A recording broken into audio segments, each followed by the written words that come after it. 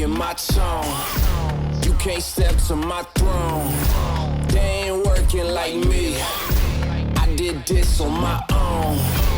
You asking where we been, I don't know where to begin. So, ladies and gentlemen, welcome to the Fangs Out podcast video show / whatever I really wanted to be on that particular day. Today, I am joined by a good friend of mine and a personal mentor, TJ Cheek. TJ Cheek has an extensive resume in pretty much anything that you can possibly think of, from having his own fishing podcast at one point in time to being a realtor / Brazilian Jiu-Jitsu instructor / race car driver / astronaut. He has done pretty much anything and everything that you can think of, and you can call me a liar if you want to, but it's a real thing. He is the true definition of a Renaissance man, and I'm really happy to have him with me today because I know for a fact he's going to have some insight that is going to make your life better. TJ, my guy, how you doing today, bro? Good, man. That's good. That's good. Did you like your introduction? Yeah, that was a lot. Race car driver. Dude, I honestly, so the first time I ever saw you, do you know who Steve McQueen is? No. You don't know who Steve McQueen is? Oh, I was going to say, dude, as soon as I saw you, I was like, this man has some relation to Steve McQueen. If you don't know who that is, Google. He is like a famous race car driver / secret agent. He's the one where that idiom came from, where the whole joke behind all of it. And that's what TJ pegged me for as soon as I met him, man. Nice. Yeah, man. So, dude, one of the main reasons that I wanted to have you on here, right, and I talked about this before we rolled cameras, is he is like a business mentor of mine, right? The entirety of what you see here is essentially because TJ influenced me when I was going through a really hard time in my life. He reached out to me and he imparted knowledge on me that I really believe has made me a better man. And that was just passing knowledge initially that got me started. He's the person that introduced me to Andy Frisilla in 75 Hard. Nice. That was the first thing that really set me down this. And the book that I read was actually, do you mind if I grab it? Yeah. It is this book right here. It's called Tools of the Titans. I am currently reading it for the third time. And if you've never read it, man, honestly, TJ and I both kind of made the remark to it earlier. That's the ADD Bible.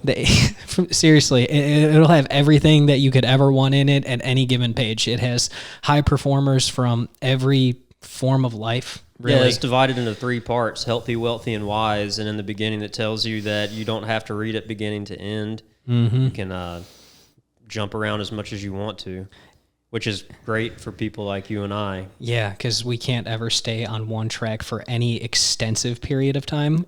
Right. That's the biggest thing for me. And that's been like my biggest battle within the last 6 months, is like staying focused on any given task that I'm really trying to focus on, here's a great question for you then. How do you keep your mind on task whenever you're going through your days and all of your endeavors? It's really hard, and honestly, a lot of times I don't. I'd love to tell you that I'm good at that. Luckily, most of what I do, I work really fast. Mm-hmm. I can usually pack in most of my critical items in a short period of time, and that's an Andy Frisella thing, the power list. Okay. Familiar with the power list? I haven't heard the power list. So the power list is make a list of 5 things every day that are not negotiable. I got to get these things done before my day is over. And if you get those done at 10 o'clock and you want to go bowling after that, good. If it takes you till 9 o'clock at night, well, it takes you till 9 o'clock at night. So when I get up in the morning, I've got my 2 or 3 critical items that I've got to get done. And if I can get those done, then I'm off the hook. Nice. Unless something pops up. So I think that's, people find ways to make themselves busy that are unnecessary. I do the necessary things first, and then everything else is optional. So what is how do you decide what's important in that respect? Like what do you have a system in place where you sit there and be like, okay, my 5 things can consist of these things, but not these things? No, there's not a system. In my business, those things are going to be apparent. Mm-hmm. If you have a deadline, say if I'm doing a pre-qualification for somebody that wants a mortgage, and they've already picked out the house, and in this market, houses are on the market for 3-4 days sometimes. Mm-hmm. That's a right now thing. Okay. So that's not something I could put off for 2 or 3 days. I got to do that now. So that's going to make it to the power list. Right. If we've got due diligence expiring tomorrow and my clients have not submitted their list of items that they want repaired, following up with them is going to be something that's definitely on the list because we're running out of time. It's all going to float to the top. Okay. It doesn't even have to be 5 things. Sometimes my list is 2 things. Right now, my business is slow. I went from having 10 pending deals to now having 1 pending deal with 1 starting later this week. And so I'm like, man, you know what? I'm going to take time and smell the roses right now. You know, and so it changes all the time. It's interesting that you say that because that was another thing that I wanted to talk to you about today, like 100% that I know you'll resonate with because we already kind of hit on it. How many different pots do you have your hands in right now? You don't have to give specifics or anything like that, but how many different streams of income do you legitimately have going for you right now? 3. You have 3 streams of income, and give me the thought process that you have behind that. Oh, man.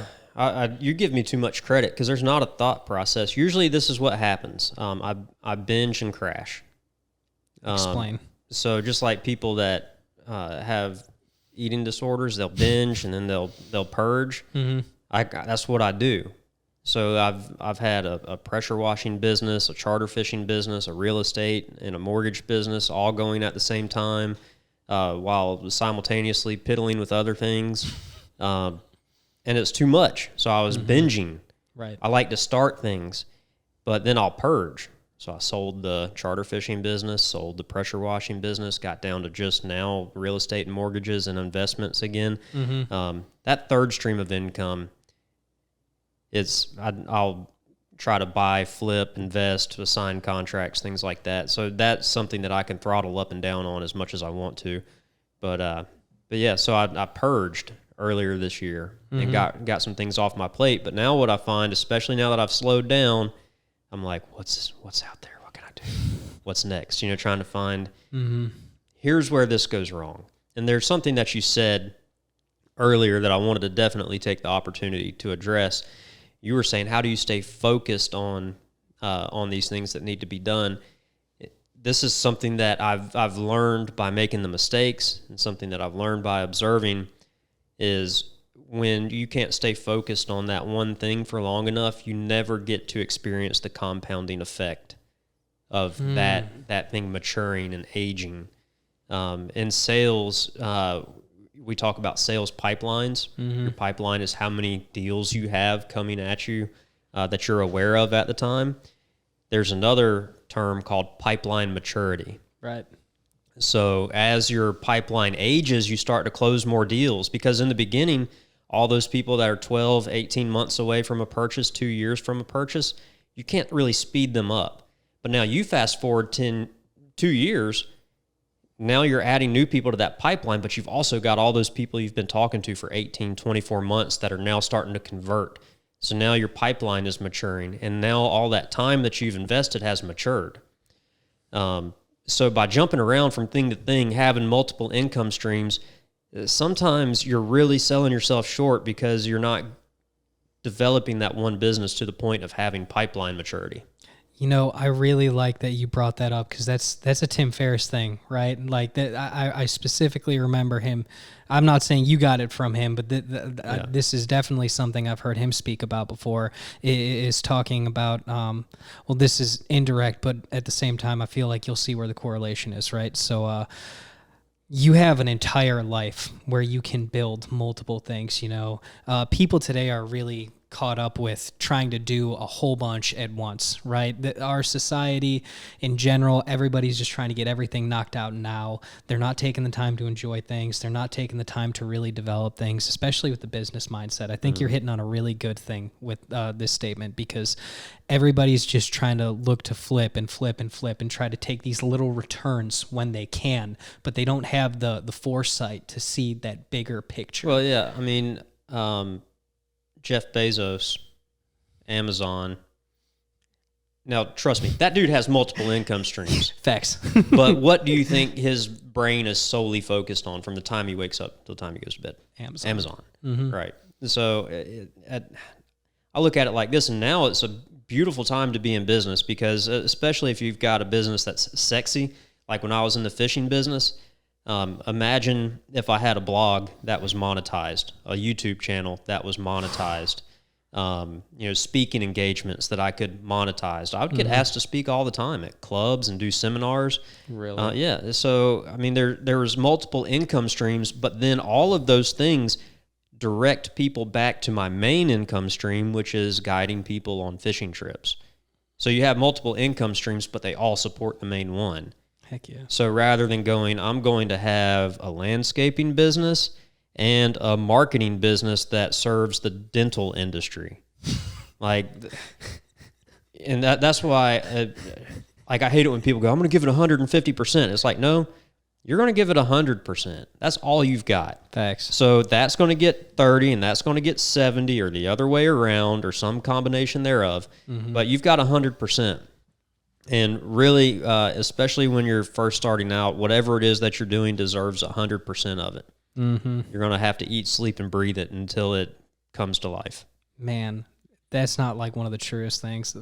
That's one of the concepts that's always been hardest for me to like really get into is because I'm ADD, like I'm ADD as all hell, bro. So for me to like really focus and put my attention into something, it really has to like capture my interest and my attention, and I can honestly say that the first time I ever had that happen is when I started doing jujitsu, like straight up. I know it might sound corny, but like, dude, when the first time Brent Coleman like took my back and ripped my face off, that was a life-changing experience for me, bro. I was sitting there and I'll never forget this for as long as I live, because at the time my ex-wife and I were doing it as like a bonding thing, right? And she had known Brent and she'd been involved with Divine before and whatnot, right?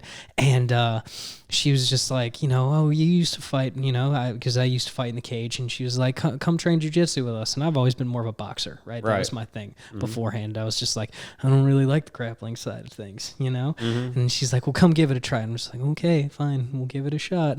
Dude, when I got manhandled by him, that just like flipped my switch and I became instantaneously addicted. It's to me it's therapeutic because it's impossible to be in the process of doing jiu-jitsu, actually grappling with somebody, sparring, rolling, whatever, and thinking about your problems. Yeah. For people like you and I that are ADD, we fixate on things and you obsess over them, and you go on that emotional roller coaster that comes along with obsessing and fixating on things. But when you're sparring, you're just sparring. Yes, dude. It's like, how do I not get my arm snapped, or how do I not wake up looking at the ceiling? I don't know about you, but I've kind of used it as like a pain dictator as well. You know what I'm saying? Like, I know, like I call it my jujitsu scale, right? Because if something is still bothering me while I'm at jujitsu, then I know it's a problem. Yeah, you need to get off the mat. Exactly. I need to get off the mat, and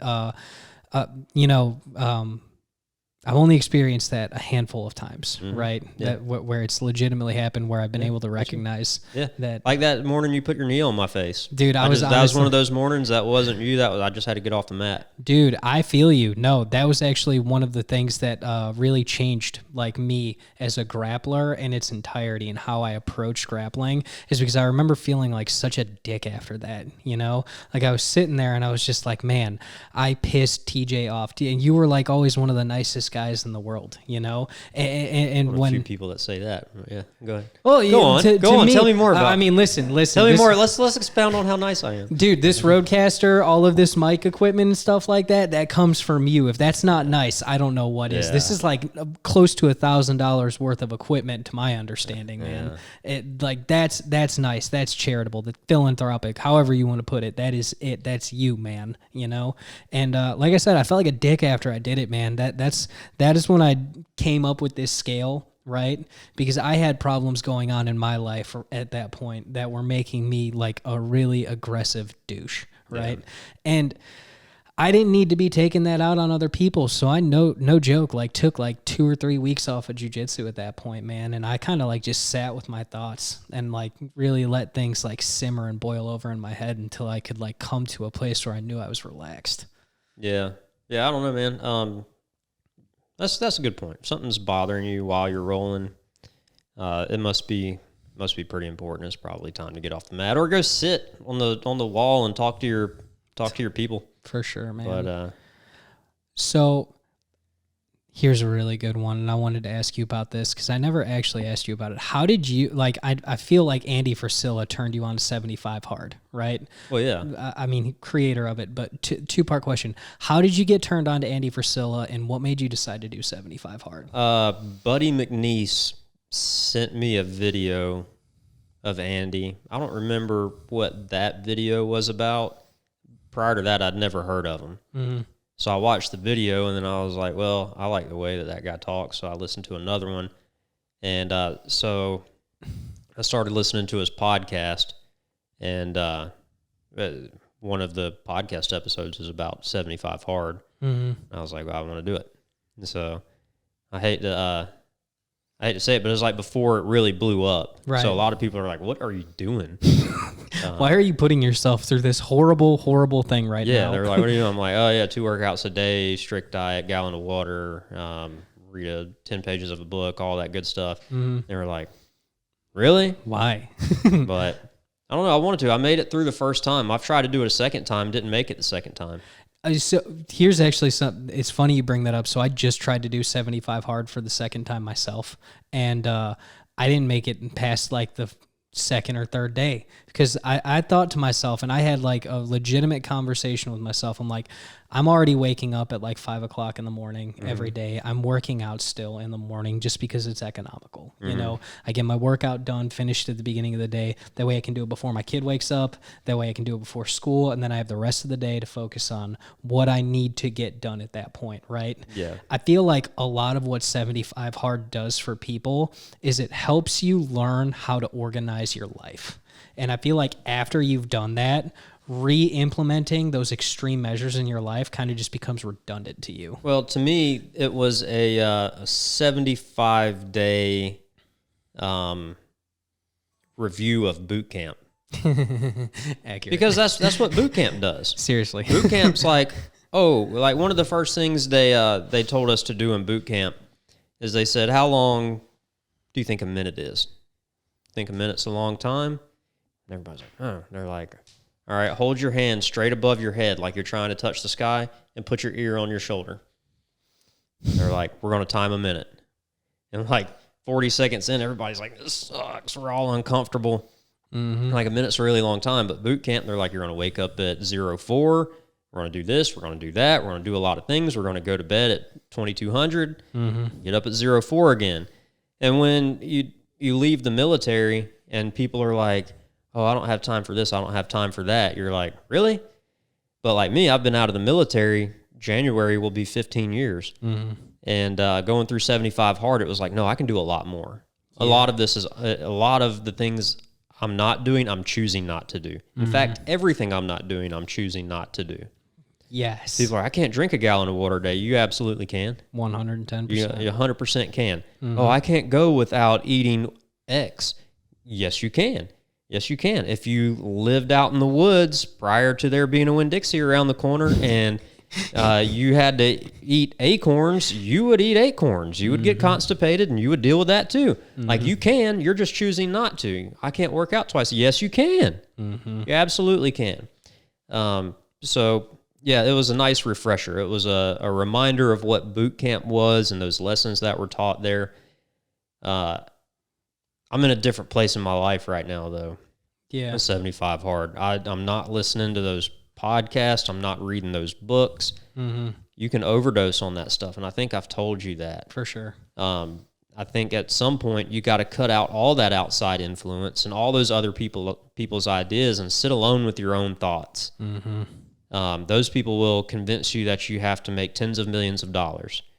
They'll convince you that you have to take a sport or a hobby to an extreme. Mm-hmm. They'll convince you that if you're sitting still, you're dying or you're failing, and that's just not true. That's not. We weren't meant to just spend our whole lives in this endless cycle of being industrious and creating and building. Mm-hmm. So for me right now, I'm in a self-development fast. And honestly, like you're saying, it's a really good thing because like there's a certain sense of like cynicism that comes with all of it too that people don't understand. I'm really glad that you like hit on that right there, is because you can start feeling really bad about yourself really quick whenever you start diving down personal development, because it'll make you feel like a failure to an extent, man. Yeah. And go ahead. And you know what do you want? Mm-hmm. Like, what do you want? You know what I mean? Do you want a mansion? What are you going to do with it when you get it? Mm-hmm. You're going to go through and like touch the countertops and like put your face on the marble floor so you can feel what marble feels like on your skin? Or are you going to like invite all the people you went to high school with that you're really mad at? That's who you're really doing it for. You're going to invite them over and be like, come look at my shower. It's freaking huge, bro. You know what I mean? And they're going to go, yes, Wade, your shower is huge. Excellent job. We no longer want to give you a wedgie. And then you're like, oh, okay. So I just spent the last 2 decades of my life getting the shower for that moment, and now that's over, and now it's just me again. It's me in this house with my marble and my countertops and my big shower. Dude. And you're going to go, so what do I want? I thought it was that. To me, money and possessions are much like sugar. You eat this sugary food, and it only makes you want more sugary food, but it never nourishes your body. Mm-hmm. You go out there, you make a bunch of money, and then you realize I need more money. And you'll go, if I could just get this much, I'll be good. And then you get that much, and you're like, it's not enough. And it's your soul telling you that it's not getting the nutrients that it needs. Yeah, just like when you're eating that sugary food, you're getting the calories. Your calorie count's sky high, but you're not getting the nutrients. You're not being fed. Yeah, man. So you have to look elsewhere. Otherwise, you're spending all of your time making that money that's just hollow calories. It's just empty calories. So at some point, you got to step back and you got to go, where do I go to feed my soul? Mm-hmm. Things like going to jiu-jitsu and being around your people. It's like, oh, man, you walk out and you're like, if they told me today that my membership was $2,000 a month, take my money. I would go find a way to make $2,000 a month, because me going to jiu-jitsu is not negotiable. Mm-hmm. Spending time with your family, creating some form of art, helping people. Those are helping people and not telling anybody. Yes. You know what I mean? Yes, it's not for Instagram. It's not like, oh, hey, look, I just gave this dude $42 out there on the sidewalk, which is what I did before I walked in here. I'm only telling you to illustrate the point that I had no plans on telling anybody about that. The guy said, hey, you got some money for some food? And I was like, he might buy crack. If you're going to buy crack, here, buy $42 worth of crack. It's not for me to judge. It's for me to give. And I feel better. Mm-hmm. I feel better knowing that, hey, whatever. If that guy needed it for food, now he's got it. That's awesome, man. That's the things that nourish your soul. The money, building a business. You're going to get it to a point to where it does well, and then you're going to go, well, now what? That's why Jeff Bezos is still working on Amazon. Because it's never. It's not because he hasn't made enough money yet. He can buy everything. He can buy everything. So what's he doing there? It's like I want to go like, hey Jeff, are you okay, bro? Like, is everything all right? Like, do you have some real friends? Like, have you done some things that you could actually say were fun, where your mind wasn't on Amazon the whole time? Because I could tell you, I've had some rich experiences. I've had rich experiences this week, this month. My kid shot a deer this last weekend. We spent time in the deer stand. I had to go find his deer and drag it out. I drug it out, and we're sitting there, and I just give him a big hug because I know he's worked so hard for 3 years to finally get to that point. Mm-hmm. And so we handle what we had to handle with getting that thing cleaned and all that. And while we're riding away, we started talking about life and the afterlife. And I said, hey, man, that deer's life was important. I said, but what makes that deer's life more important than the bugs that we hit on our windshield and the frogs we run over in our cars? And, I was like, all life is important. I said, because we all come from the dirt. We all return to the dirt. I was like, you are the earth. Yes. And it's expressing itself as you. And when your life's done, you're going to return to the earth, right where that deer is now. You and that deer will be together for eternity. Mm-hmm. And it's like, man, that was such a rich experience with my son. It cost me very little. Yeah, man. You know, for I'm not sure. worried about the things that like a Bezos or an Andy Frisella or those guys. Those guys wake up every day like, oh, my business. That's their scorecard. Mm-hmm. It's not my scorecard. If my kids turn out to be decent humans, that's my scorecard. Man. If my wife knows that she's loved, that's my scorecard. If she feels safe and protected, that's my scorecard. If I die with $1 billion in the bank, I don't care. She doesn't care. And in 1,000 years, nobody will remember. But the people that are around me right now can experience the things I can do for them now. I won't have another chance to do the things that I can do with the people around me. This is my only chance. Dude, I can honestly say that that is the mindset that I wish everybody in the whole fucking world had, man. Like, straight up. And that is just so awesome to hear from somebody, because I think about that kind of stuff all the time now. Like, if people could just be a little better to each other and be a little more considerate of each other and help each other out, because you see people all the time, especially on social media and whatnot. A friend of ours, Russell, posted on Facebook talking about how it was getting out of hand, right? It really is getting out of hand, man, with all of the negativity and bullying you see going on in the world right now. It bugs me to my core, bro. And to hear you say all that, man, that honestly, that motivates the hell out of me. Well, you know, the thing is, everybody's got to arrive there in their own time. Mm-hmm. Some people won't. I know kids that are teenagers that are far wiser than I was at 30. Yeah. And then I'm almost 40, and I'm like, man, you know, I'm glad I learned this at 40 and not 60, because I see guys that are 60 and 80 and they're just still full of hate, and they look back at their life with regret and shame, and they never figured it all out. Yeah, and I think that, you know, with the social media and a lot of that thing is a lot of that problem is that people don't sit still with their own thoughts and challenge themselves to figure out what they really believe. Yeah, man. It's like, are you believing what the news tells you? Did you hear somebody at work say something and it made people laugh? It was a real zinger against Biden or Trump or, you know, Pelosi or whatever, and you're like, oh man, that was a good zinger, so now I'm going to use that around a different group of people, and now you start to take on that persona, but it was never really you. Mm-hmm. You never thought, what do I believe? And I think that's, you know, just like with the self-help, you've got to turn off all that input. We weren't meant to be able to communicate with each other at the level that we do now, to where every second of our spare time, we're taking that input and those opinions from other people. At some point, you got to turn off all those outside sources of information and go, what do I think? What do I think? Do I believe that taxes are a good thing or a bad thing, and why? Do I believe that healthcare is a human right? Or is if we force people to provide health care, are we conscripting their services against their will? And ask yourself all these questions and figure out if you really believe it or not. Mm-hmm. And people aren't doing that. And once you start asking yourself those questions, you realize they're really, really hard to answer sometimes. Some of them are easy because you have a deep conviction. Some of them are hard and they're complex and they can't be summarized in a meme. Yeah.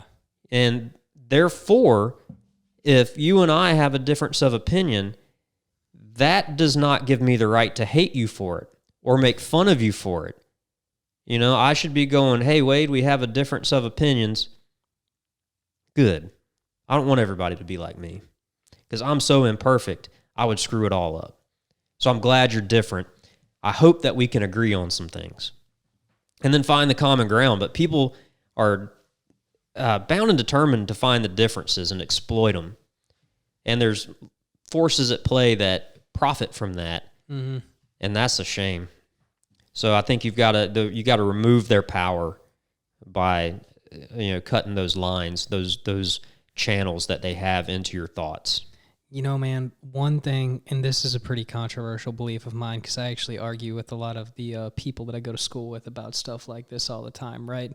And one of the things that I think makes people better is when they start relying solely on themselves, you know, because to an extent, I feel like that gives you a certain level of appreciation for all of the things that happen to you in life, and it makes you understand how you affect the community around you. You know, your place. Like when someone's giving to you, that does inherently mean that you're taking away from them. Any way you look at it, whether it's a gift, whether it's a service they're paying for, you're taking away from them. So what are you going to add back with what it is that you just received, right?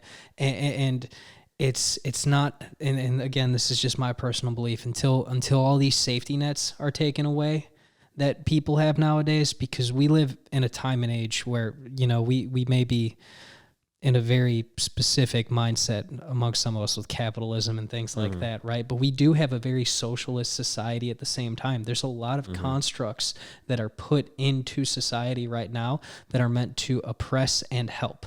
And even some of the things that are meant to help are oppressing people.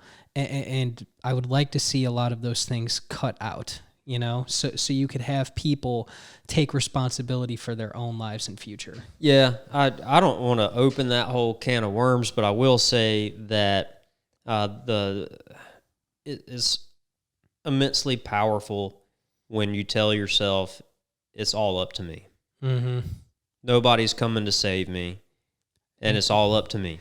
Now, whether or not those programs are good or bad, I'm not going to say. Yeah. But I will say that you will feel more powerful and more in control when you say, it's up to me.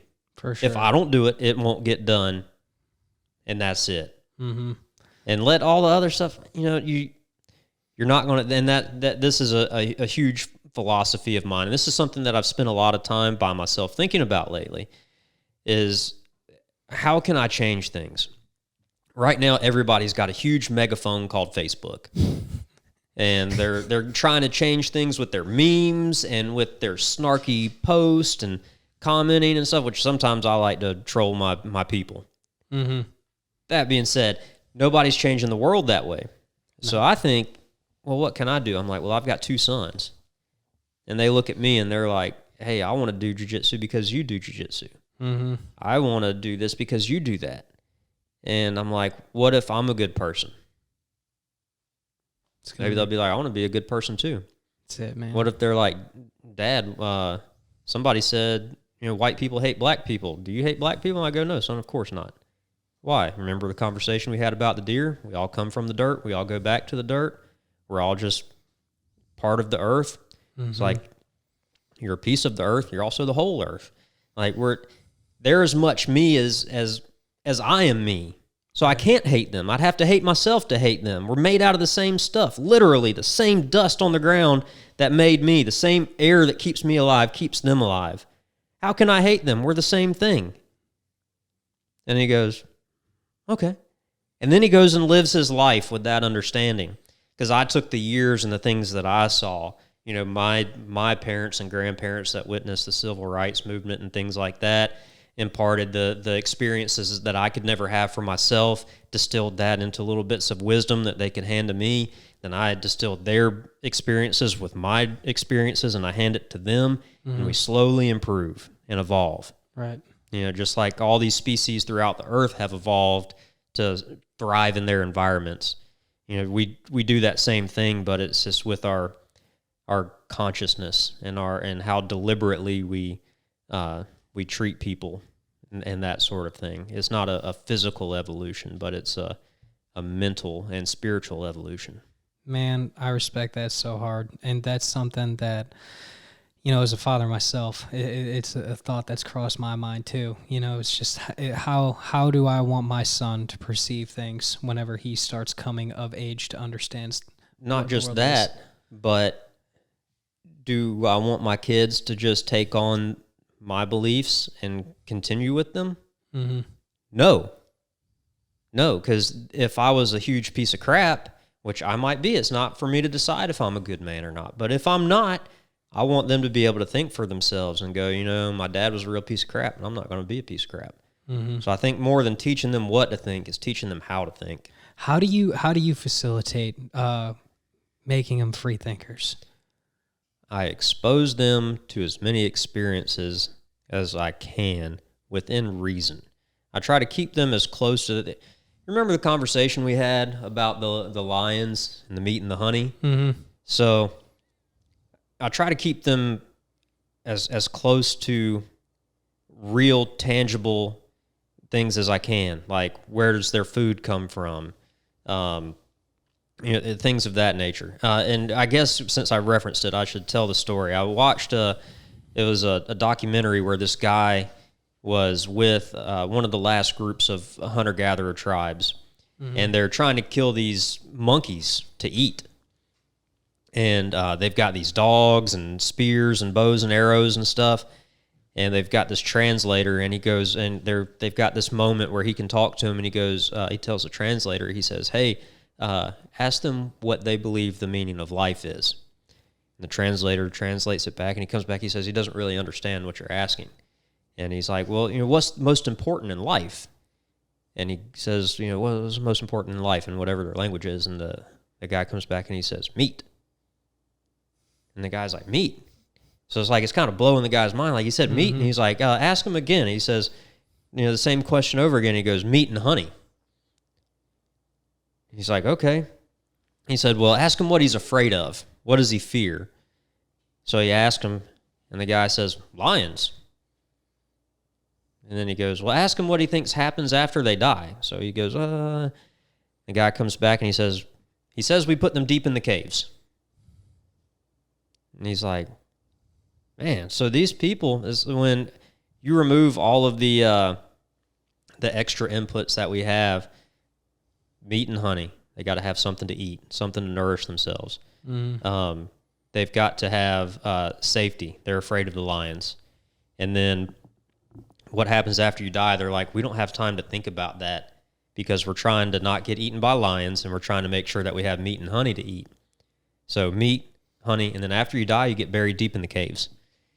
And, so I try to show my kids this cycle of life and death. When we're fishing, I'm like, hey, look, this is how the life cycle of this fish and the life cycle of that fish, and this is why we can eat this one and not that one. And this deer, you took its life. You chose to do that. That's a big thing. It values its life like you value your life. And these lessons are all around us. Yeah. You just have to stay as close to as close to these real things as you can. It's not on the TV. It's not on the radio. It's not in business. It's not in a magazine or in a book. It's out there in the world, living your life, putting your toes in the dirt, putting your hands on the blood that you spilled so that you can eat, and understanding how precious life is and how short it is. And I think all those lessons are in there. You just have to expose them to the material, and they're sharp. They're smarter than we give them credit for. Those kids are going to pull the lessons out of it. You just have to give them that opportunity. Man, I'll tell you what, I know the lesson that I learned from that, and I actually have a life mantra that I still think about all the time. Now, I don't know if you remember what I told you I pulled from that, but when TJ first told me that story, I replied back to him, because I think it was over Facebook when you first told me that story. I replied back to him as, all I need is the orange in my lunchbox. Yeah, that's good enough for right now. That'll keep you alive for a couple of hours. Exactly. That's it, man. That's all you need. You need to, sometimes we just need to peel everything back, and we need to just look at the basics. Just go right back to it. No, but like I said, man, just look at like those bare bone basic things in life that make everything tick. The food that you eat, making sure that you're eating that good, healthy, strong food to keep yourself alive. And to kind of plug our mutual friend Alec here, he's got that going on for him. I'm really excited for that, man. I'll be honest with you. I really think that he's onto something great here. How do you feel about eating together? Yeah, I mean, it's awesome. It's something that I've desired to do, was to have an organic, like, community garden that was free to access for people. I don't have the time and energy to do it right. That's a hypocritical thing to say. It's not a high enough priority on my list right now. I got you. But Alec, it's the top priority on his list right now, and I'm glad it's somebody's priority, because it's a good thing. It's another one of those things that you can go tell people what your beliefs are, or you can show them. One reason that I wanted to bring him up is because when we were talking, it when I was talking to him, one of the things that I kept in the back of my mind is another conversation that me and you had in the past when you first started talking about money, business, and all these different concepts. Is you were explaining your business, your first business endeavors with me when you were still a firefighter and EMT, correct? Yeah. Working here in Brunswick. What, you work for Glenn County? Yeah, and Brunswick. And Brunswick? Yeah. You were telling me the story, and I was wondering if you wanted to kind of share that with my audience, because I think that the concept that you instilled in me is something that you it would serve my viewers just as well. Which story? The one about you quitting. Oh man, which one? So I don't remember it as well. You can stop and chime in whenever you start remember what I'm talking about, but it's when you'd first started doing it and you were thinking about your life and all the time that you were putting in at work and all the time that you were putting into your business at the same time and all the money that you were making at that point in time. And you said this was the first time when you started playing around with like the time money dichotomy of life. Yeah. So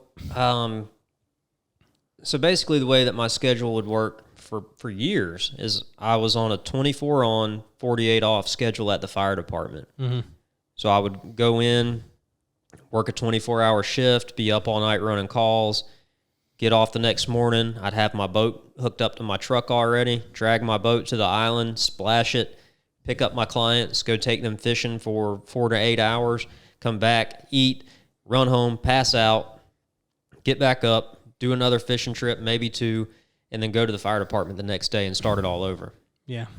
And during my busy season, which was summer, when the kids are out of school and spring break, anytime the kids are out, it's busy. That's when my kids were out, and I wasn't there. Like, family would come to town and be like, why does Uncle TJ always have to work?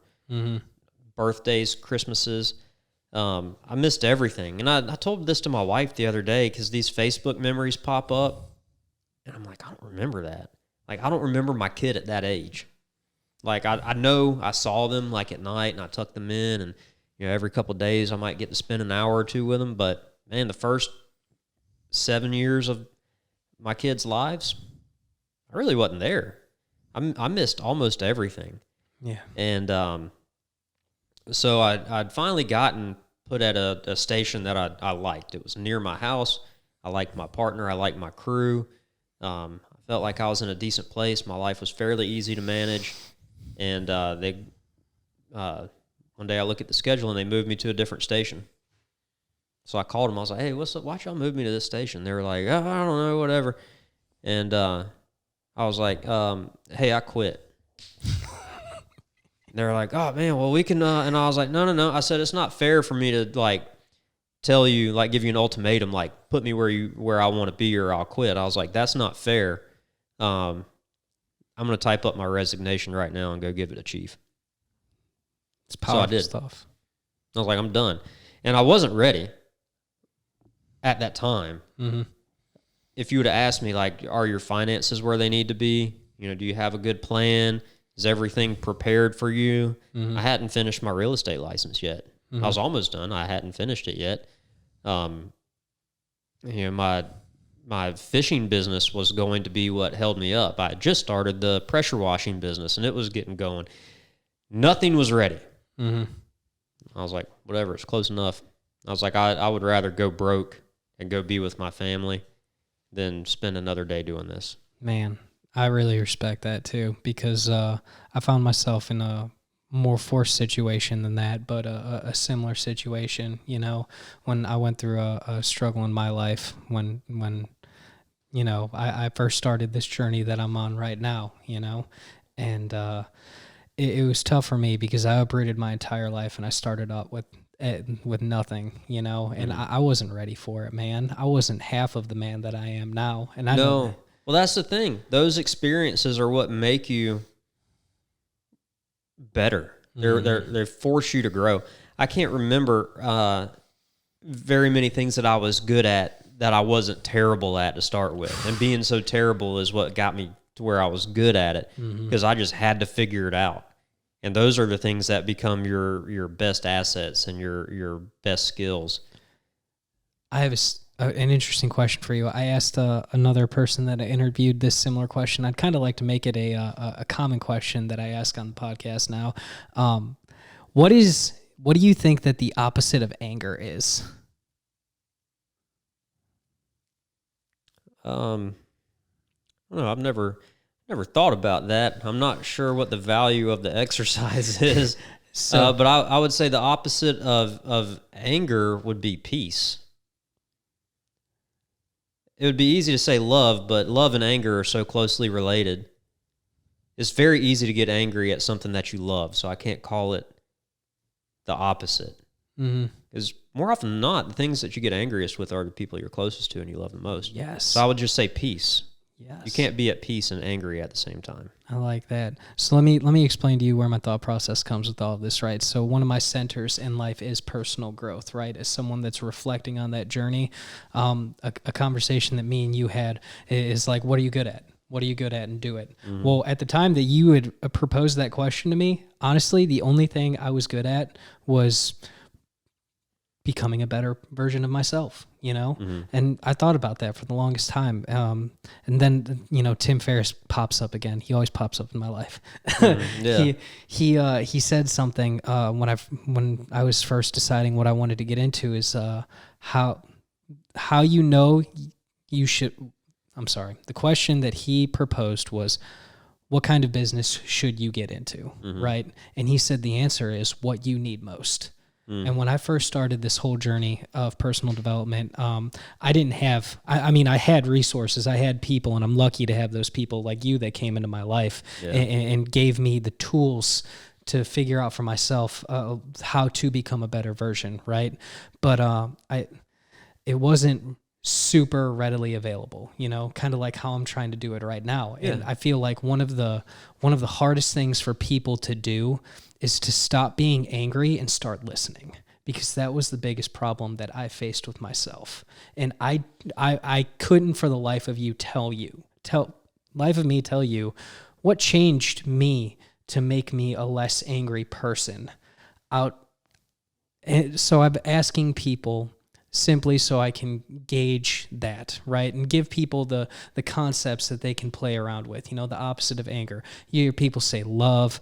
Another answer I've heard is being humble, modesty, peace now. Mm-hmm. These are all things that, in my mind, when you start thinking about them, you think about anger and you think about this extreme emotion, right? This overpowering thought in your mind that makes you do things that you will definitely regret later, right? Mm-hmm. Oh, yeah. Like, I still, to this day, regret putting my knee in your face. Like, it still makes me feel like a turd whenever I think about it, you know? And I know that me and you, like, that's not a problem between us anymore. What even a problem between us then? And exactly, like I'm saying, like it's always been a problem for me, but it was my action, you know, It was my action that I regret making, right? Yeah, man, I tell you, I have a huge problem with anger, and usually what happens is I sit there and then I explode, and it just who's in my general vicinity at the time. Mm-hmm. When I was a fishing guide, I fought everybody. Everybody. That's such an ego-driven business, because you're like, I'm pretty good at fishing. You know what? I'm so good, people should pay me for this. And then you tie your boat up right next to another egomaniac that thinks the same thing. So, and then you're in this turf war, and like, oh, he ran 2 trips and I ran 1. He caught 7 fish and I caught 4. Everybody shows you the scorecard every single day. And you're just in this infinite, you know, pissing contest with all these dudes. And then one day somebody says something sideways to you and you're like, hey, man, you want to fight? And I have fought with all of them. All of them. And to the point that I was like, man, this business sucks. Everybody's a diva. Everybody's an egomaniac. This is bullshit. I mean, you just, it's disgusting. And I was angry all the time. Burned bridges that you can't count. Yeah, I mean, you can look around the walls and see that IFA Redfish Tour, first place, third place. That's cool. That year that we won that first place tournament, we won like $30,000. We beat 106 other boats and spanked them handily. Mm-hmm. Well, we went to the championship that year. We're in the running for team of the year. Some crap happened at weigh-in. They said this redfish's tail looked altered, so they couldn't weigh it. And I'm thinking, we've spent this much money and done all these things. And then right here at the end, I took that bag of redfish and tossed them in the bayou. And I was like, F you and F you. And everybody's like, God dang, calm down, TJ. And like at the time, I didn't do jiu-jitsu, so I had no business running off at the mouth like that. So it was a huge mess. I lost my temper, and a day later, I'm like, man, what a jackass. And I look back at myself back then when I was angry all the time. Now I'm just angry 10% of the time. And I'm like, man, I would have beat my ass. Like, and that's just me 5 years ago. Mm-hmm. That's not like me 20 years ago. That's me 5 years ago. Right. Yeah, anger makes problems that never go away. Dude. You burn those bridges, you can't get them back. Mm-mm. You can't get them back. People will be nice to you after you've burnt that bridge with them. They'll be nice to you. They're not going to help you. You know, man, I'm actually really glad that you just said that, because that's like a internal moral battle that I have with myself all the time, you know, because kind of like how we were talking about earlier to reference just trying to always help people and stuff like that and trying to do right by people. I have a problem now with having negative emotions towards other people with myself. And to hear you say something like that actually makes me feel a lot better about having those negative emotions. Yeah. Just because I know I'm not the only person that shares that little monkey on their back. Yeah, well, man, I mean, that's the thing, too. It's kind of hard to grow without admitting where you're at. Mm-hmm. Yeah, I mean, sometimes it just takes you going, I'm an asshole. Or, you know, I'm not as smart as I thought I was. Right. Or I'm not a good businessman. Mm-hmm. Or, you know, just whatever it is. Sometimes you got to have that hard conversation with yourself and just say it how it is. Mm-hmm. For me, and I mean, I'm like, hello, I'm TJ and I have an anger problem, you know, and I have to remind myself very often, like, hey, don't burn these bridges, you know, let it go. Don't argue with the guy on Facebook. Every now and then I get roped into a thing. Somebody says something that just rubs me the wrong way. Can't get roped into that stuff. Right. But yeah, not to ramble on, but no, dude, part of it is just going, this is where I'm at. Dude, it's true. And I think that's probably like that kind of transparency with yourself is the problem that a lot of people have. And I think that for me, at least, that's one of the things jiu-jitsu did for me, like more than anything else, is because with jiu-jitsu, like that is the pure embodiment of you are going to get what you put into it, you know, and there is no faking the funk when it comes to it. No. Because when you haven't been on the mats, that tells on you quickly, because people that do come day in and day out. Well, you can come dressed as a black belt, and people will know real fast if you are or not. Mm-hmm. It's just the way that you move, man. I'm telling you. You can't hide it. You can't hide it. There's no lying there. There's being mean and being tricky. Speaking of people that are mean, I rolled with Mary last night, and she held me down against my will for like 5 minutes, and then she's trying to get a mounted triangle. And I see her trying to adjust it, and then I see her face change from like thinking about it to, I know what to do. And I see this tiny fist coming down from above. She just sticks it in my neck. And I busted out laughing. I was like, I'm so glad I rolled with you to remind me of how mean I can be if I want to be. But yeah, so she fist choked me after she held me down for 5 minutes with that tiny little angry fist of hers. It was great. Dude, I'll never forget one of the first times I rolled with Mary, man. So this is when I first started down my leg locking journey, right? Yeah. And I learned real quick that you will never leg lock Mary McCleary, no matter how good you think you are. At least I'm never going to be able to, because I literally sat there for 5 minutes trying to figure out how to make a foot that's this big turn in a way that you could potentially get breaking mechanics. Yeah, dude, no, she's her jiu-jitsu is fire. Dude, she's outstanding, man. Her and Sean, you want to talk about like the most ridiculous jiu-jitsu couple you could ever have? You have two competitive black belts under one roof, bro. Yeah. That's not even fair. Of course you're going to be good. Yeah. Sean's like he'll submit you in all the most terrible ways while also being the nicest guy you'll ever meet. And then Mary looks like, you know, she's Mary Poppins, and she's like the meanest person ever on the mats. Facts. Like she will straight up stick her fist and bully choke you in your throat. For sure, man. Seriously. It's wild to think about that, man. It's wild to think that we have access to these kind of people too, you know, especially like with Sean's recent match on Submission Underground, bro. I hate to tangent off into jiu-jitsu, but it's just, I still nerd out about this stuff all the everything, time, yeah, man. Jiu-jitsu's life for me, bro. It really is. Martial arts, I love it till the day I die, bro. And dude, how cool is it that we know somebody that was on Submission Underground? Yeah, I'm disappointed though, because I told him, he was like, I want to get Chael Sonnen to call you so y'all can have a shit talking back and forth. And I was like, man, I'm just going to tell him that he can't defend triangles. So, I'm like, I'm glad he'll be in Oregon when I tell him this. But no, Sean didn't put me on the phone with Chael Sonnen so I could tell him that there is a way to defend triangles, even though he chooses not to employ it. Dude, that's funny. It's accurate though, man. It's weird. So this'll I have one, and I've been like really philosophical tonight with my personal speech, because you are you, in my mind, you are far superior in a lot of development ways than I am right now. And when I call you my mentor, I really do mean it, man. And I mean it affectionately, legitimately, in every way physically possible, because when I see the way that you interact with like your family on social media, I see the way that you conduct business, man, and like you and a whole bunch of other people, that is like a legitimate goal of mine, is to be able to kind of stand in the same ring that you guys are standing in myself one day. And one of the questions that I really wanted to ask you is this: what is one of your, like, what is your strongest internalized belief when it comes to life? Like, if you had to choose one thing that is just inherently the most TJ Cheek thing you can think of, what is it? We're all going to die. Do you care to elaborate? Because I think I know where you're coming from, but that if you don't understand it, I think what he's wrestling. People live their life like they're going to get a do-over. Mm-hmm. Like they're just going to get to respawn or something. You don't. Yeah.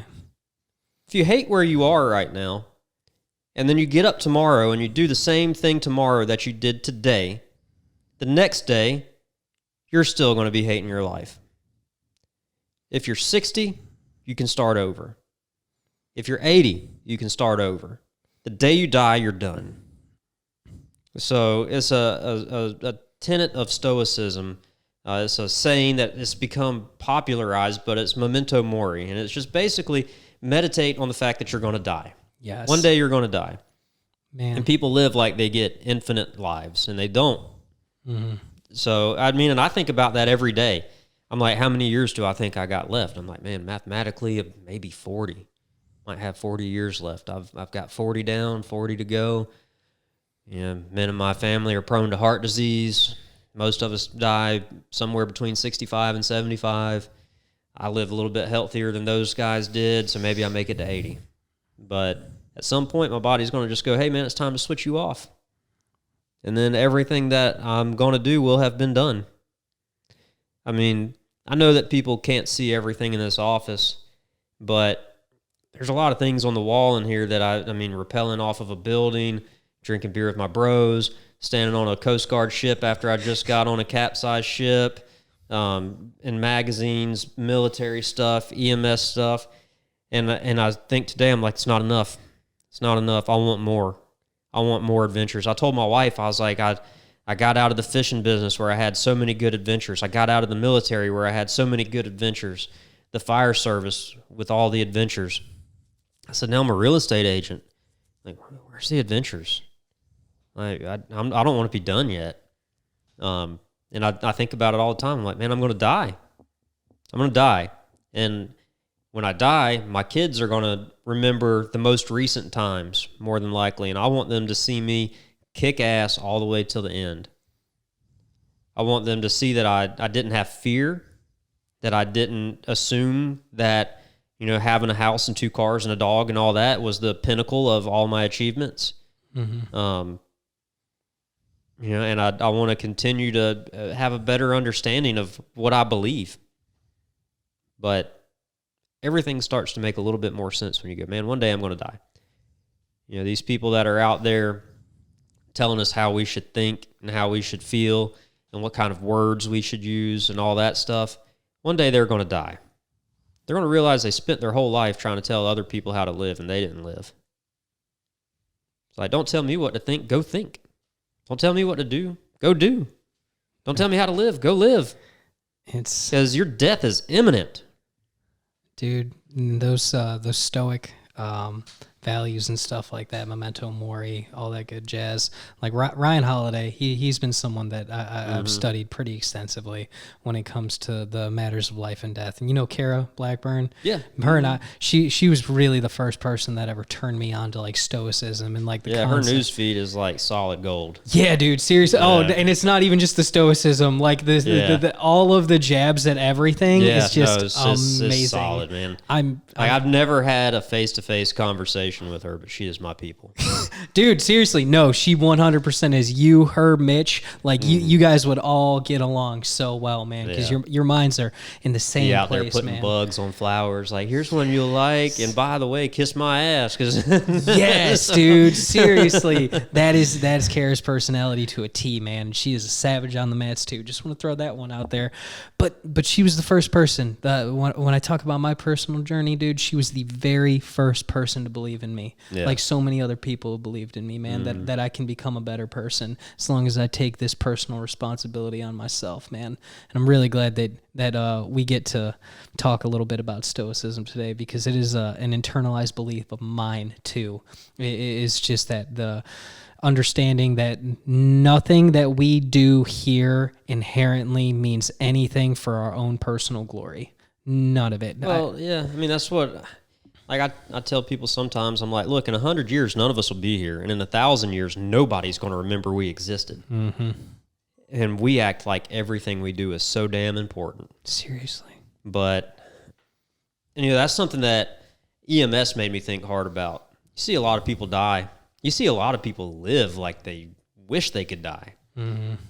And then you're like, man, I've got this beautiful gift. I've got 2 arms, 2 legs. I'm fairly healthy. But one day I'm going to die just like that person did. And it becomes real to you. We do a very good job in society of whisking away the ugly things. Yeah. The poor people live over here, and the sick people live in that building, and the dead people are over in that field. And we send an ambulance or the coroner to come whisk them out of your house as soon as they die. Or we call in hospice, and they go make them comfortable. They're not making them comfortable. They're making us comfortable. And then we forget. We forget that day's coming for all of us because we take away the ugly things. We've got the trash over here. We flush our toilets and all the shit goes down there. And if you don't go look for these things, you forget that they still exist. Death exists. Disease exists. Abuse. All that stuff's there. Bad people. Dude. We put the bad people in the prison. We put the sick people in the hospital. We put the old people in the nursing home. We put the unwanted children in foster care. We just hide all these ugly things, but EMS reveals it all to you. Mm-hmm. You see it all. You see the kids where their parents put cigarette butts out on them. You see the mother wailing over her dead child. I saw a father and son get into a shoving match, and the father dropped dead of a heart attack. They went from fighting to the son weeping over his father while we were doing CPR on him in the living room floor. These are things people don't see. And once you do, you're like, man, life can be over like that. The accidents on the interstate, where I saw a man die on the interstate. He wrecked his truck. The wife was okay, but she was in shock. She couldn't stop saying the same things over and over and over again.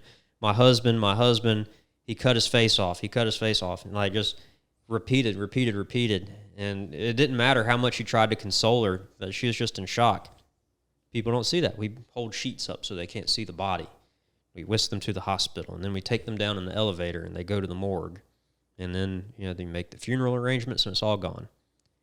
You forget that could be you. It could be you on the way home from this podcast. It could be me on the way home from this podcast. When I told my wife and kids goodbye to come here, it could be the last time I see them. I could go to bed tonight and not wake up in the morning. Whatever you're going to do, you better get busy doing it. Man, that's powerful. That's real. That gives me a lot to chew on, because I'm not going to sit here and say I've seen every horrible thing you could possibly. No, but you've experienced death. Yeah, man, it's tough. It Yeah. really when you stare death in the face like that, especially when it comes with people that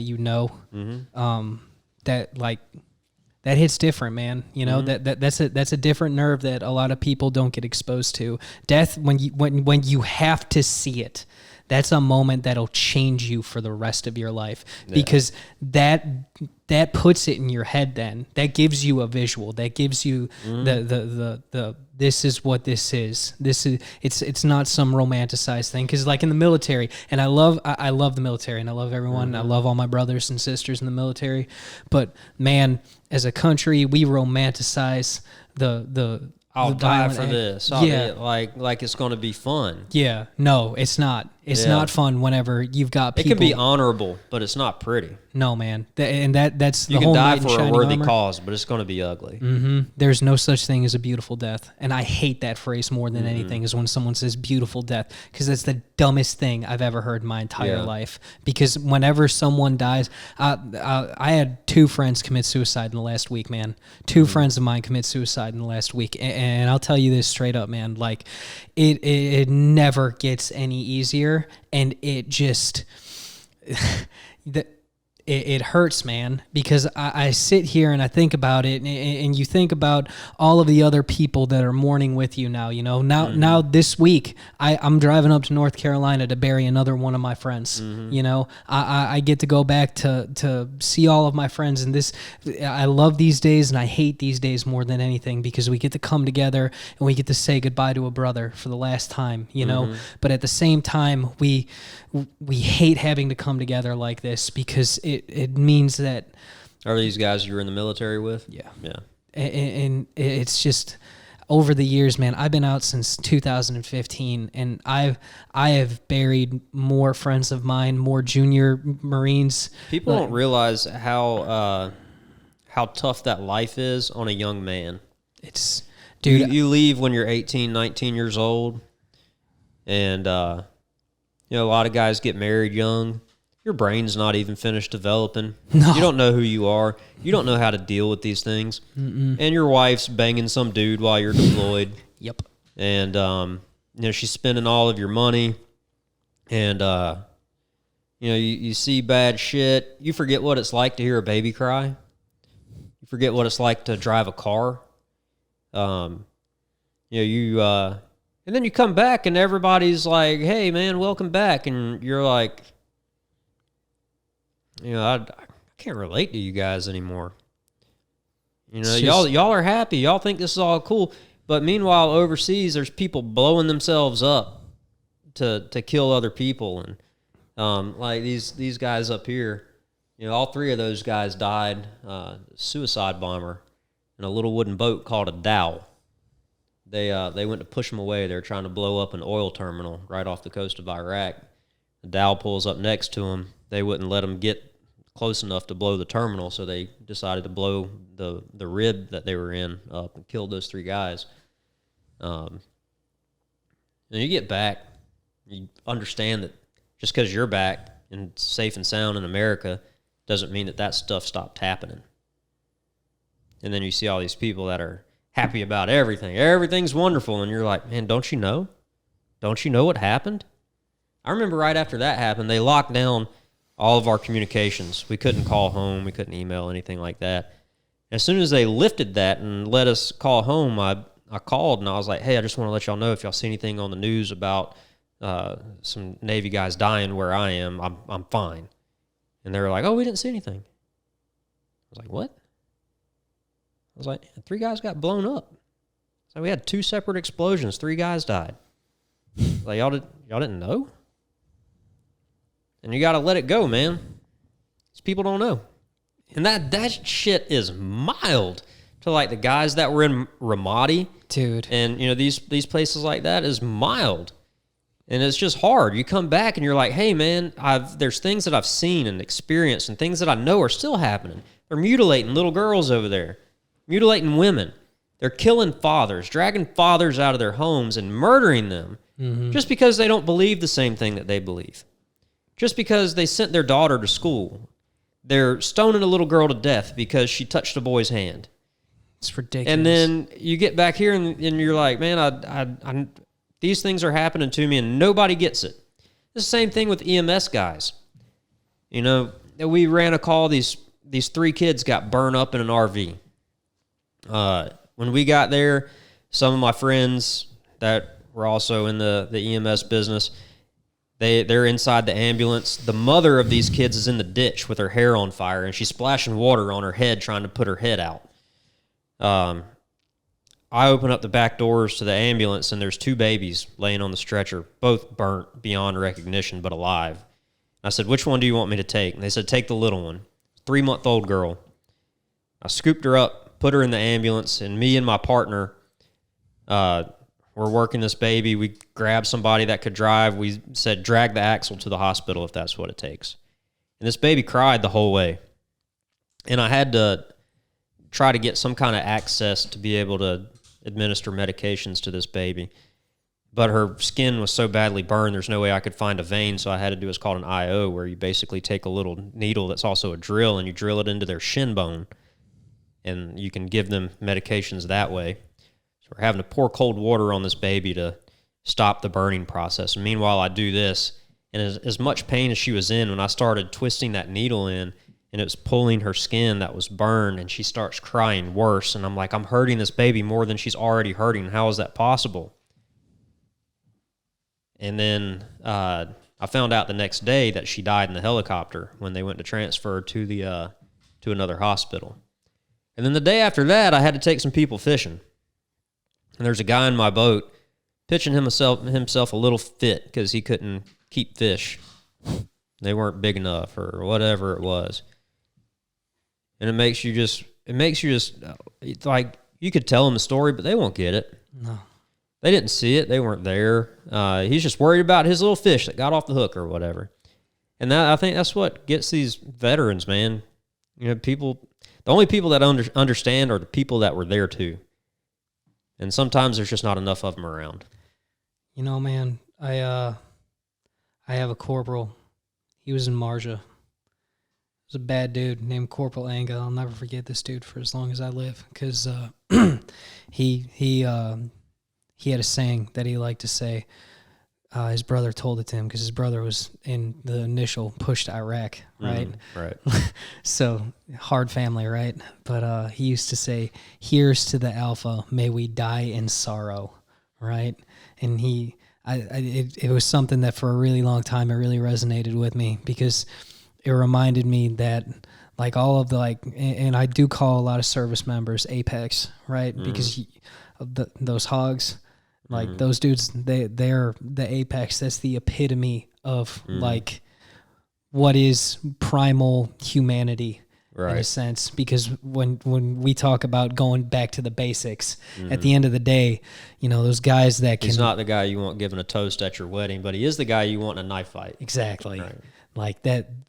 Those guys, they live to die in those situations. You know, they want to end their lives in these wars, because to an extent, man, that's all they'll ever really know. Well, for the rest I can't of their remember life. the whole saying, but like the end of it is, "Oh, but the one," and they're the one. I know exactly which quote you're talking about too. It's I wish I knew it, man. Yeah, you know, they're talking about warriors, and it's like, oh, out of 100 warriors, you know, this many are just there to die, and this many will do a good job, but then there's the one.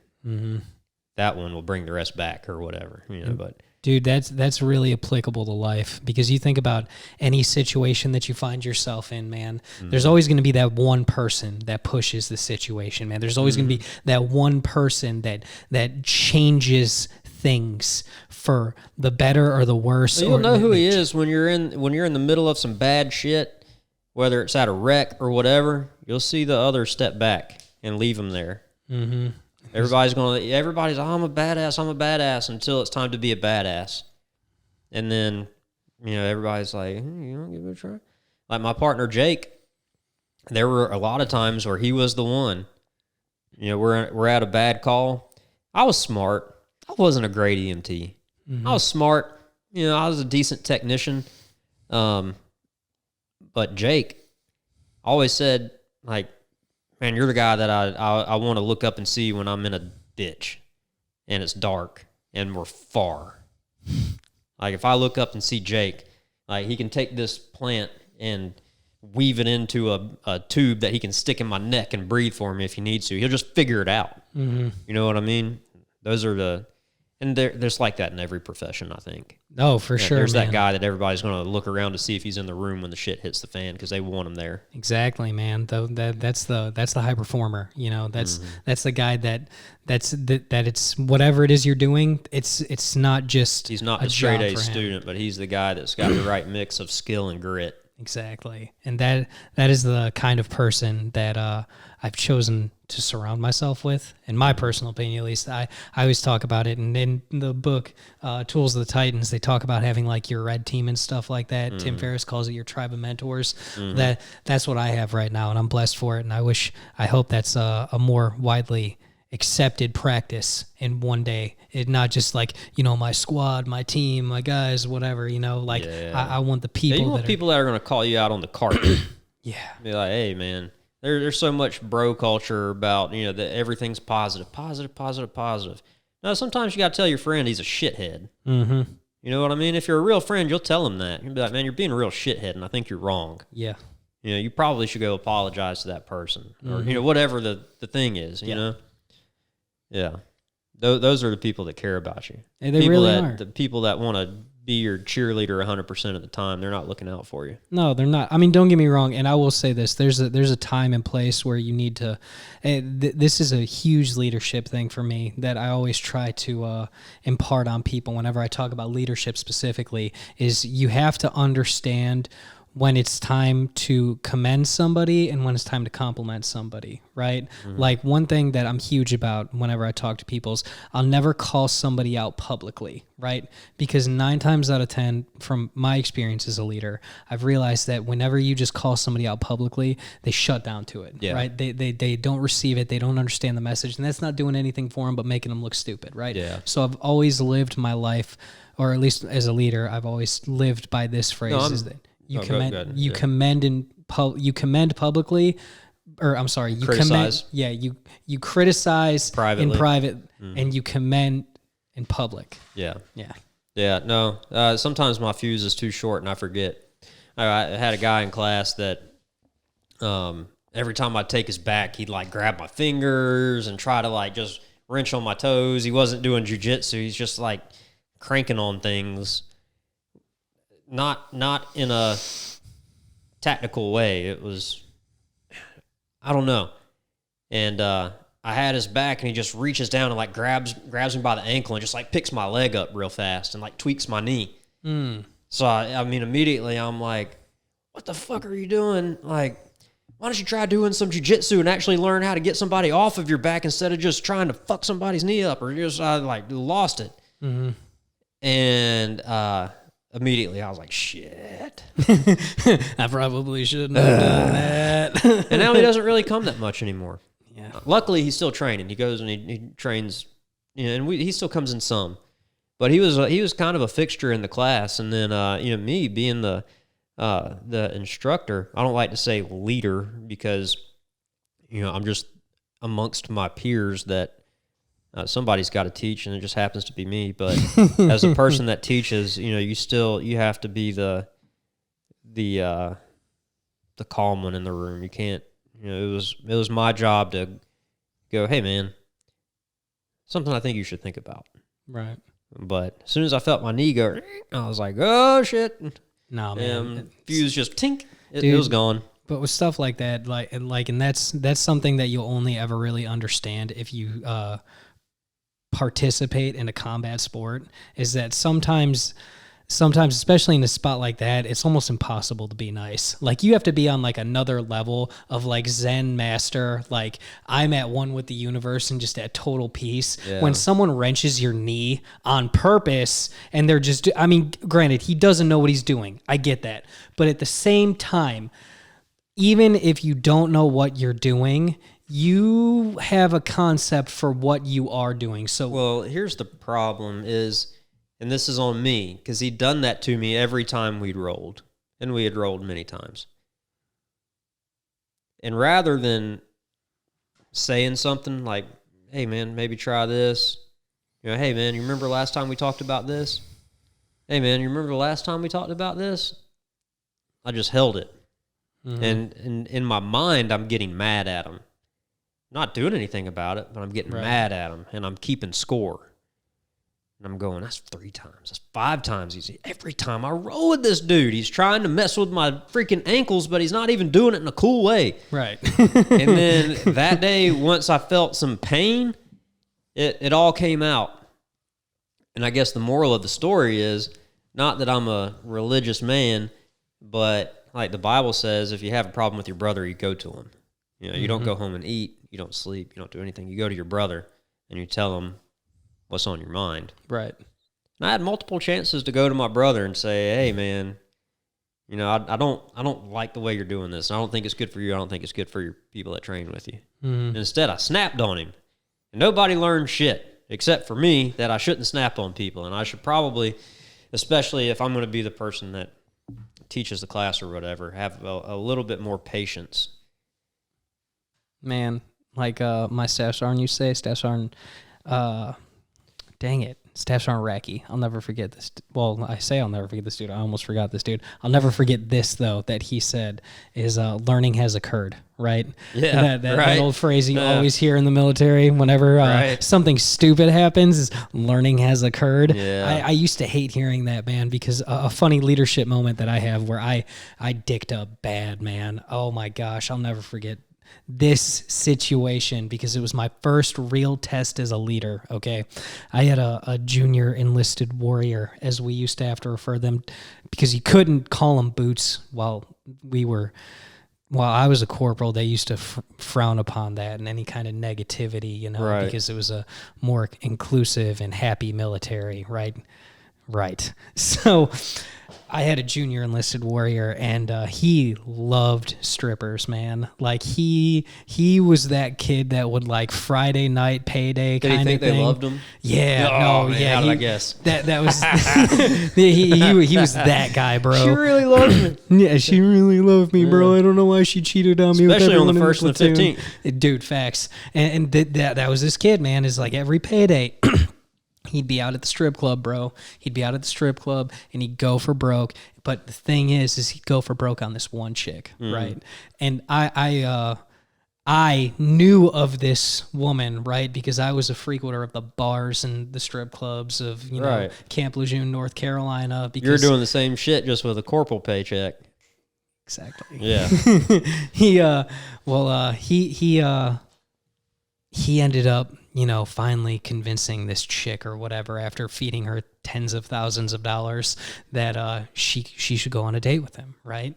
Well, he ended up getting into a fight with this chick, right? Nice. At her apartment, okay? And he beat her up, Oh, and it became like a thing, right? And so I was not out at this point. I was actually on duty, and I'll never forget getting the call from Onslow County while I was on duty, and the Marine was just sitting there, and he's like, Corporal Nobilio, I'm in jail right now, and blah, blah, blah.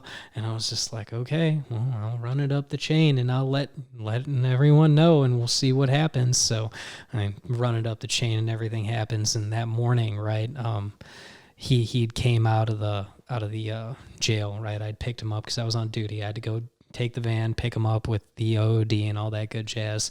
Well, Officer of the Day, if anybody doesn't know, that's what OOD stands for. And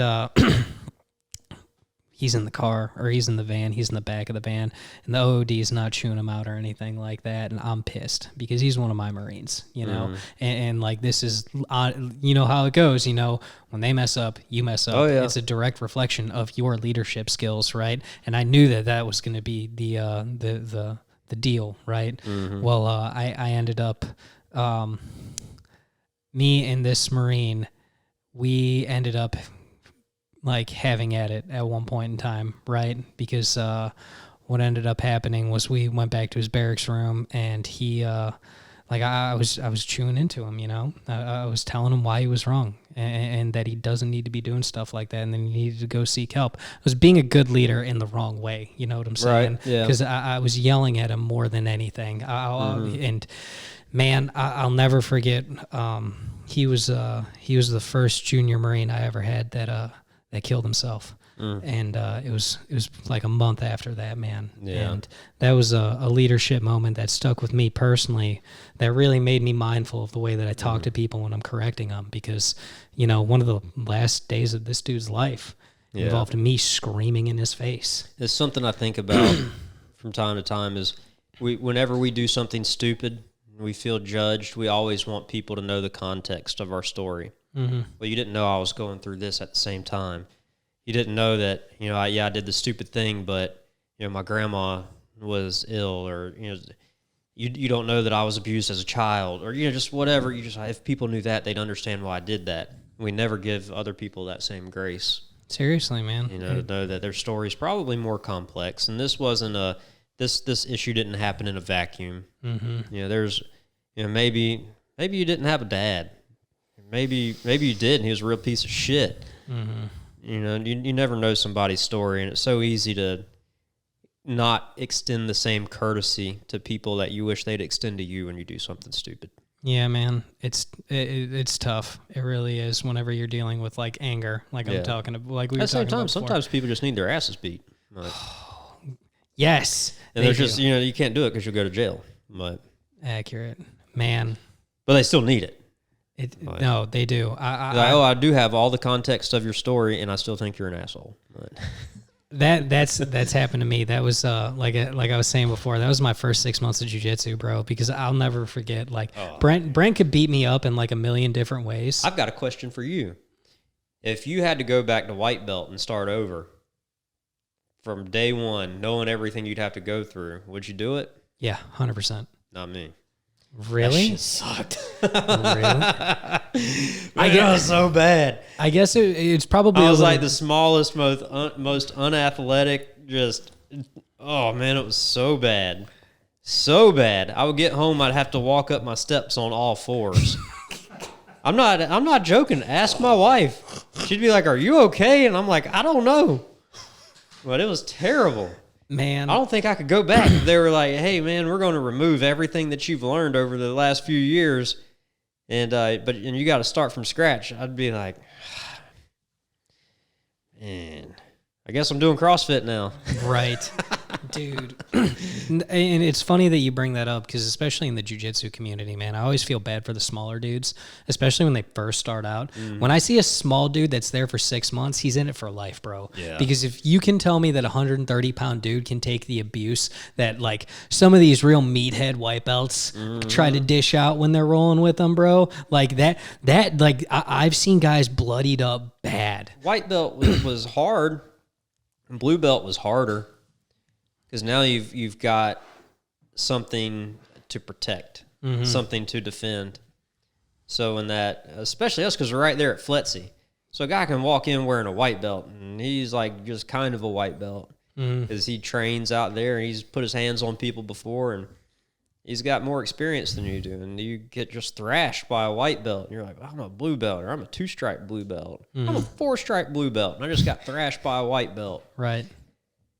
And then purple belt, wish I could say it was different. You just, I guess, in the years it takes you to get to purple belt, you get a little bit just more okay with dealing with it. Like the ego's not been beaten all the way out of you, but at least the worst parts of it have, hopefully. That's always the toughest thing when it comes with people in jiu-jitsu, is like taking an ego away from a practitioner, right? Because especially with big guys, me and Kara, we talk about stuff like this pretty religiously, because it's total opposites when it comes to like a small female versus like a large dude, right? With a small female, you have to instill confidence in them. When it comes to a big dude, you got to take it out. Yeah. Well, yeah, I don't know. When you're a small dude, yeah. Well, then it's even different. When the girls go, "Hey, TJ, you want to roll? There's nobody else in here my size." I always give the girls my hand-me-down gis because none of the dudes can wear them. But yeah. So I mean, and then getting thrashed by a girl, like, which for me it was like, all right, whatever. But yeah, man, a lot of rough days. Wouldn't do them again. Man, for me, though, like we talk about, like I would do from the end of blue belt on, but everything up to that. Listen, purple belt's been dope, right? But everything before my purple belt, like horrible. Dude, I mean, like maybe like around the time I was like a 3-stripe blue belt, that was when I started to like be okay with it. But everything before that, man, oh god, it was hell. Dude, I just. I couldn't give up knowing the person that I would turn into. Because if you'd have met me before jiu-jitsu especially, bro, I was like the most egotistical douche canoe you've ever met in your entire life. Oh, dude. No, it's helped me so much, and I'm being a dork about it, but I'd do it all over again. But, man, I would take a deep breath because now I know how bad it is. I'd be like, oh, man, let's go get this done. But dang it. All right, 2 years of, so 2.5, 3 years like, of all I remember is the pain, but I have none of the jiu-jitsu. This is terrible. Got to do this twice.